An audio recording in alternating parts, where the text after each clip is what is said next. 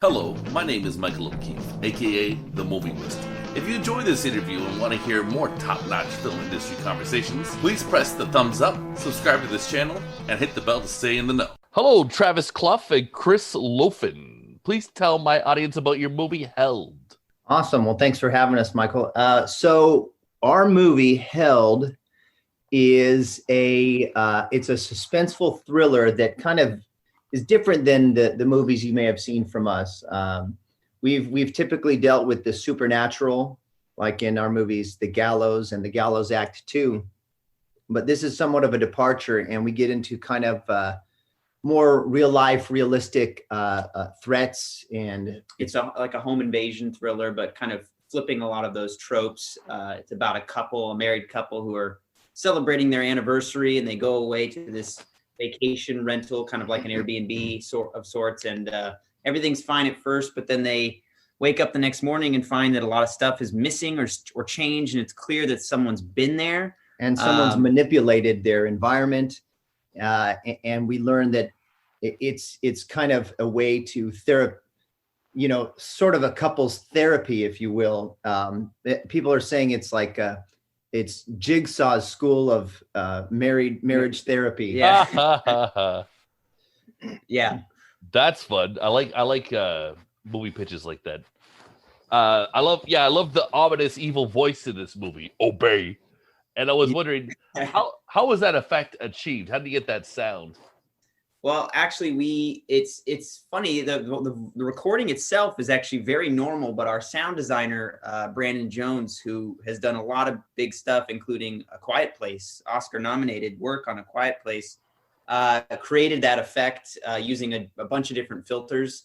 And the guy's just a total whiz with sound design, and he was able to make a lot of really cool elements for this film, including the voice sound that ominous. Okay, very cool. In your experience, what's the scariest thing about being in a relationship? Oh gosh, I mean, that's how long is your show?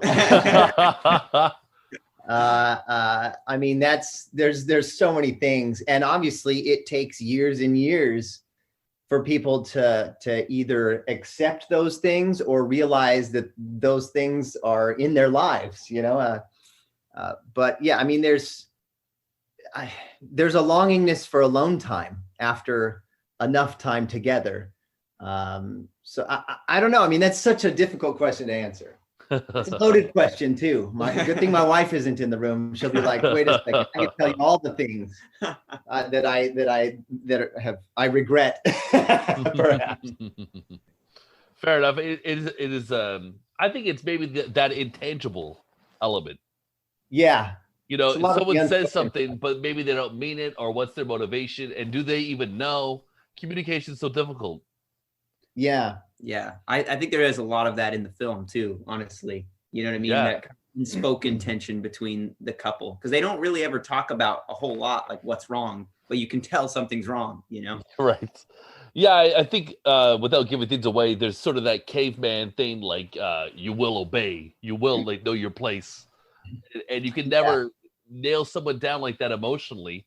It's just never going to work out that way. Right. Absolutely.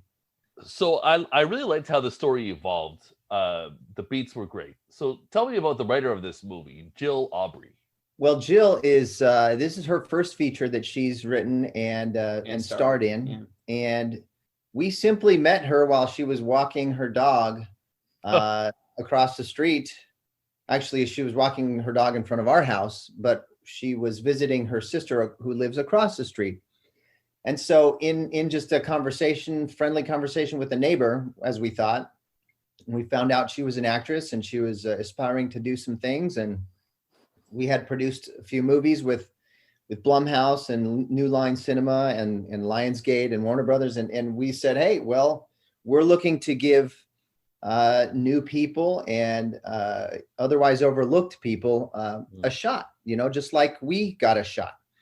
And so it was really neat to be able to shepherd her into the role of writer and this lead actress, and to help develop this story with her and really see her shine in this way. And it was very cool and fulfilling for us to be able to do something like that. And we hope to continue to do that with all our movies. by giving the underrepresented or the underdog a shot to do something big. And with the reviews from this movie so far, we feel like this turned out to be a very wise decision. Cool. Okay. So let's get personal. What were some movies growing up that made you want to get into the industry? Oh man. Well, it's that time of year right now, Halloween time, scary movies. I know for me personally, I was a big fan of, and still am a big fan of the AMC, Fear Fest and classic monster movies, Michael Myers, Freddy Krueger. I drew a lot of inspiration for that personally when I started, just dinking around with my little handy cam back in the day, in high school even. And pretty cool, now full circle, our film, The Gallows, has been shown on AMC Fear Fest for the last few years as part of their, horror block. But those movies definitely inspired us, but we're also big fans of all kinds of movies. We love action, adventure.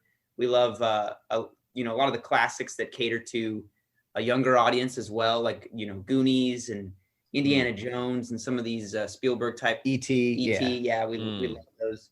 We would love to do something like that someday on a bigger scale. Cool. Okay. Were there particular movies you watched before making Held? Yeah, actually, a couple of movies that come to mind that we drew some inspiration from. Ex Machina. Right.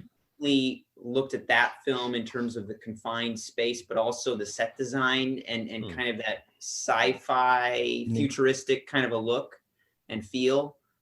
We wanted to lean into that for this movie and not have it be just a traditional, cabin in the woods kind of a setting.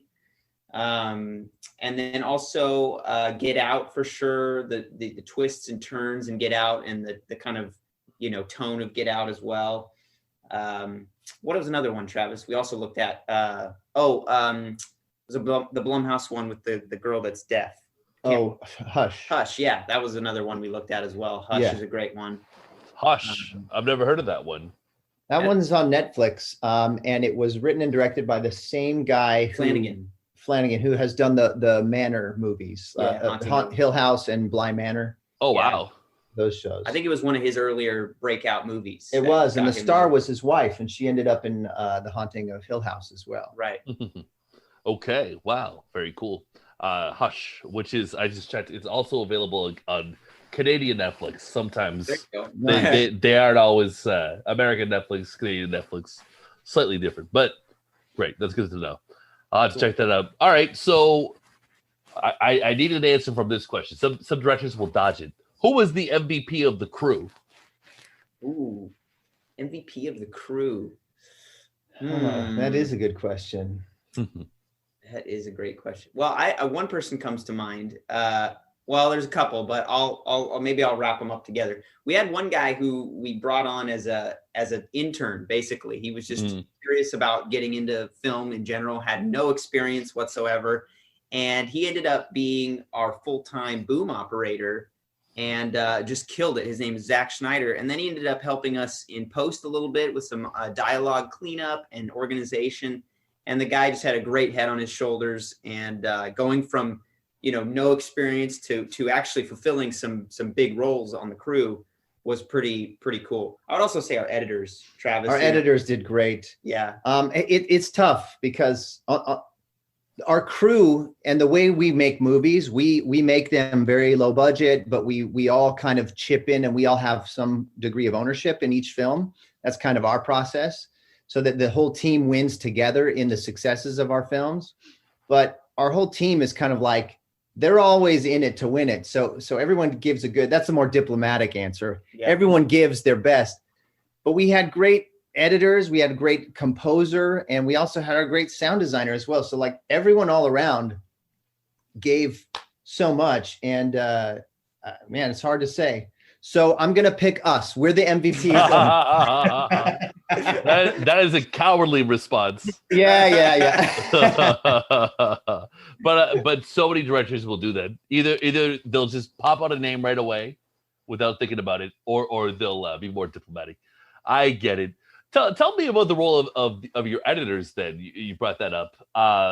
Is it basically like you do principal photography and then you're like, forget this for a little bit and you walk away from it and you let them do their thing? or are you over their shoulder the whole time?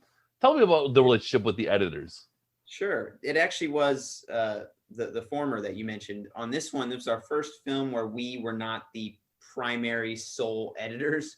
We usually edit everything ourselves, but this time we handed the project off to a couple guys named Andy and Aaron. They're based in Utah, and they did a great job organizing all the stuff, getting the rough edit together, and then the fine edit. And we were just kind of giving them notes on the first few passes, and then we jumped in kind of about when visual effects needed to start being laid down and kind of being massaged into the edit and worked into the edit, and we helped from there forward. But it was just a huge weight off our back. Great having the kind of help. They're with Timber Picture Co.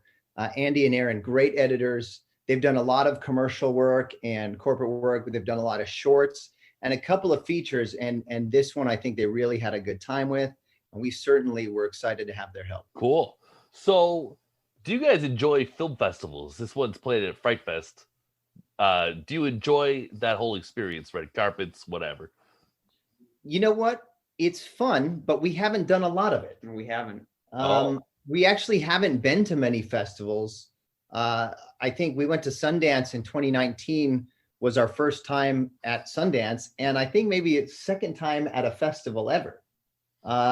It's interesting because we actually met Bart Johnson, which was our lead actor in this film, or opposite Jill Aubrey.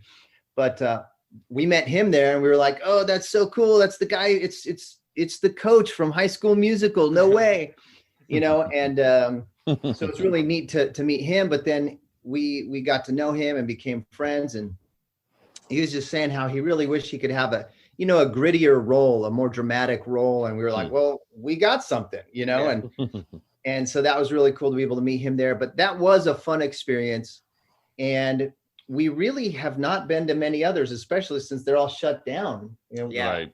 Our film, The Gallows, I mean, it was kind of strange that it didn't go to any festivals. It just was picked up and just released, in theaters. So we never really had that big experience of any festival, red carpets or anything like that to kind of draw from. And we were hoping to have one with Held, but again, as Travis said, everything shut down with COVID.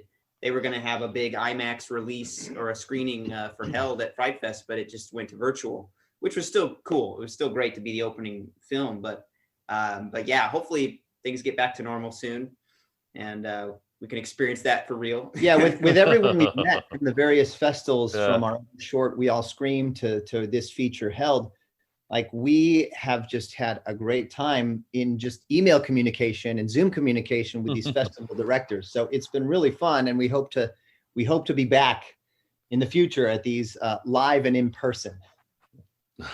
Well, I hope it happens sooner rather than later. And everyone's living on Zoom, right? Mm-hmm. Yeah. God damn. What else have you guys been up to, or besides watching movies during coronavirus for fun? Well, we had a lot of time to work on Held. Actually, we were kind of in the later stages of post when everything locked down, so we were just like, all right, just hunker down and keep working on it. So we got a lot of that done over the summer. And then we've also been working on a lot of other projects that we've had in development, and getting kind of a fund together to get them financed so we can actually just film our entire slate. If we got the funding together, we could have the next 3.5, 4 years, to film 7 movies in our slate, and maybe even a couple of episodic shows as well. So we have plenty of things we could be working on, and hopefully the pandemic can clear up and we can get our union actors, back on track and not have to spend so much money on, COVID tests and all those things. Hopefully we can get that all figured out. But we've also done some fun things with our family, and we got a couple new pets. Chris got a couple snakes. Snakes. Yes. Yeah, wow. a Burmese python and a reticulated python. Wow. and we got a couple pet rats that we're gonna have to remain separate from the snakes. Yeah, they have to be Very snakes. separate. But hopefully those rats will have babies, and we'll just have a food farm for the snakes. Wow, God, you guys are productive. That's a lot of projects. God damn. I mean, to have that many projects in the can, that's fantastic. And I wish you nothing but luck, guys. Thank you for your time. Do you have any final words about your movie Held, which I will say I thoroughly enjoyed? Oh, awesome. Thank you. Just any of your listeners or fans out there can follow, more about the release of Held on at Held Movie on Instagram, at Held Movie, and then they can follow us and our production company at Tremendum Picks. And the cool thing about Tremendum, or at Tremendum Picks, or our company Tremendum Pictures, is that the word tremendum means a feeling of awe associated with an overwhelming experience. And that's what we hope our movies are. And that's what we hope life is for people. Just an overwhelmingly good or fun or wild or exciting experience. So hopefully people will follow us and want to be a part of our growth as we try to come out and dominate the motion picture industry. Well, I wish you lots of success, guys. Take care. Thanks so much, Michael. Thanks. Appreciate it.